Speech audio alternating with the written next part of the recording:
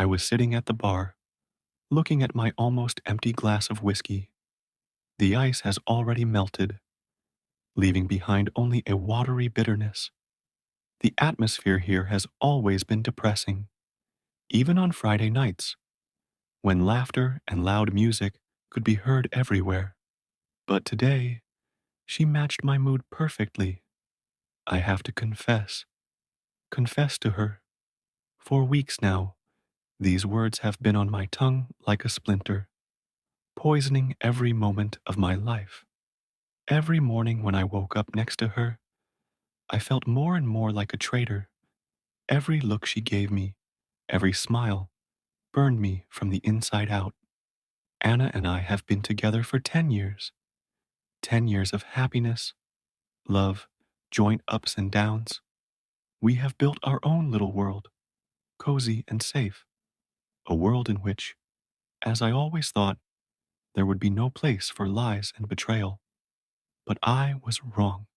It all started with a business trip, an ordinary business trip to another city, nothing special. I was working in the marketing department, and I was sent to a conference. That's where I met her, Lisa. She was my opposite. I am calm and balanced. She is energetic and spontaneous. I'm a stay at home mom. She's an adventurer. I'm for stability. She's for change.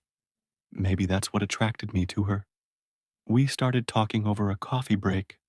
She worked for another company, also in the field of marketing. We found a common language right away. We laughed, discussed work, and argued about the latest trends. Time flew by unnoticed. In the evening, after the official part of the conference, we met by chance in the hotel bar. We had a cocktail, then another. The conversation flowed by itself, becoming more and more personal. She talked about her dreams, about how she wants to travel all over the world. I talked about my life, my job, and my wife. And then something broke. I suddenly realized how routine and predictable my life had become, how I stopped dreaming, how I forgot about what it means to feel alive. Lisa looked at me with such understanding, as if she could read my thoughts. We spent an evening together, then another. We walked around the city at night, laughing, chatting about everything in the world. There was an inexplicable attraction between us. The last night before I left, it happened. One kiss, then another, and now we were in her room. All boundaries collapsed, and we allowed ourselves to forget about everything. I remember everything in a daze. Her laughter, her touch, her whisper. I felt guilty and happy at the same time. Guilty in front of Anna, happy to feel young and full of life again. I left in the morning, leaving Lisa at the hotel. I was tormented by remorse all the way home. How could I do that? Betray the person I love most in the world? What am I going to tell Anna? I knew I had to tell her. You can't live a lie. It's going to come out sooner or later anyway, and it's only going to get worse. But how to tell? How do you admit that you cheated on the person closest to you? I imagined her face, her eyes full of pain and disappointment. I imagined how our world, which we had been building together for so many years, was crumbling, and I was getting even worse. Upon returning home, I tried to be as attentive and caring as possible. I bought her flowers, cooked dinner, and complimented her. I tried to drown out my guilt, but it didn't help. Anna seemed to sense that something was wrong. She became more silent and thoughtful. Sometimes I caught her staring at me, full of questions. I tried to avoid her eyes, afraid that she would see the truth in them. One evening, she asked, "What happened? You're not like that." I froze. It was the moment of truth. I should have told her everything, right now, but I couldn't. The words stuck in my throat. I just said, "It's okay. I'm just tired at work." I knew it was cowardly, but I wasn't prepared for what was coming next. I was afraid of losing her. It's been a few weeks. I still haven't told Anna about Lisa, but I knew it couldn't go on like this. I couldn't take this lie anymore. And now I'm sitting in this bar, staring at my empty glass. I have to decide what to do next. I'll tell her everything tomorrow. I'll gather all my willpower and tell you. Let her decide what to do with me. I finish the rest of the watered down whiskey and slowly get up. It's time to go home. It's time to face your sin. It's time to accept the consequences of your actions. When I entered the apartment, Anna was already asleep. She was lying on her side, curled up like a small child. I quietly approached her and sat on the edge of the bed. I looked at her sleeping face, and it hurt even more. I don't deserve her. I don't deserve her love and trust. I gently stroked her hair.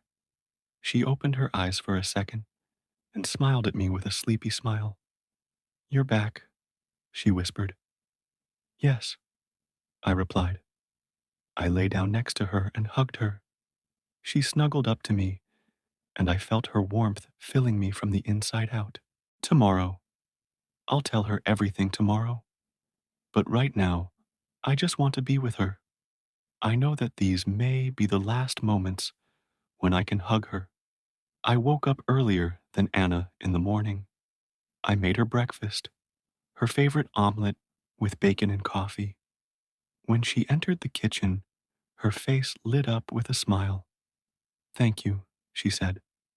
"You're so attentive today." "I always try," I replied, trying not to look her in the eye. We had breakfast in silence. I was waiting for the right moment to start a conversation, but I couldn't make up my mind. "I want to talk to you," I finally said when we finished eating. Anna looked at me with concern. "What happened?" I took a deep breath and started talking. I told her about the business trip, about Lisa, about how we met, about what happened between us. I didn't hide any details. As I spoke, her face changed. First the disbelief, then the shock, then the pain. There were tears in her eyes. When I finished, she was silent. She just stared at me, not saying a word. There was so much pain and disappointment in her eyes that I wanted to sink into the ground. "How could you?" Finally, she whispered, "I know. I did a terrible thing," I replied. "It's my fault. I understand if you leave me." She paused again. Then she got up and left the kitchen. I remained sitting at the table, stunned by the silence.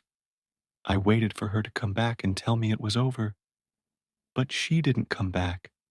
A few minutes later, I heard her voice from the bedroom.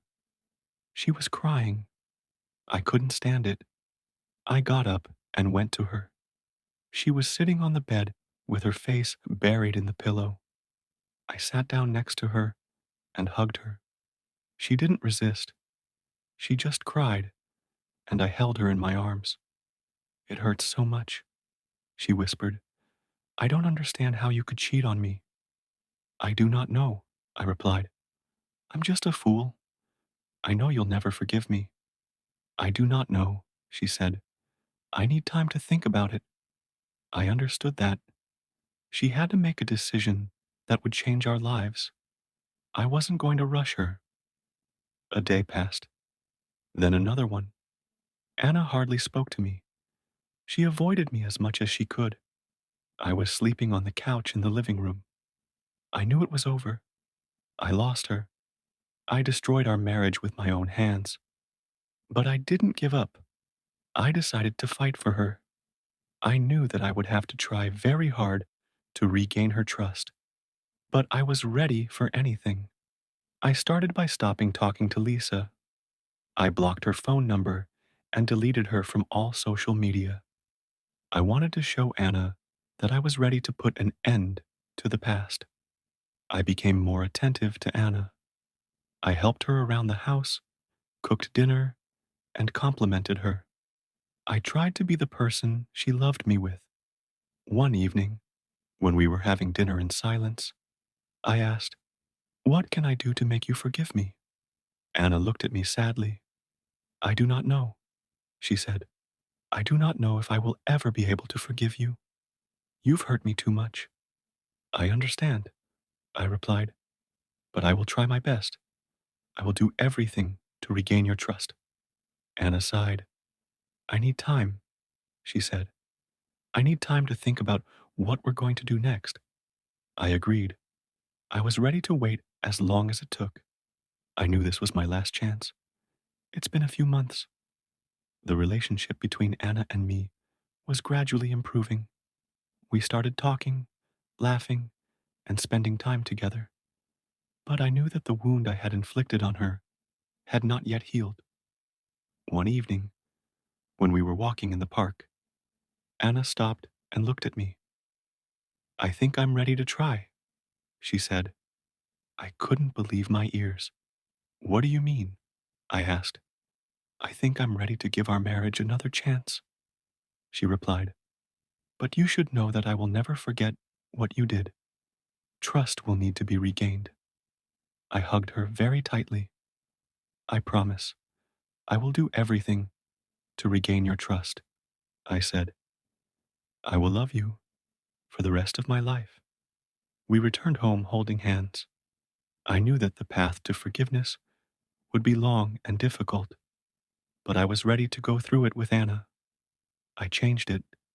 I betrayed her trust, but I got a second chance, and I will never let myself lose him again. I will love her, appreciate her, and cherish her every day of our life together, because I know that she is the most precious thing I have, and I never want to lose her again.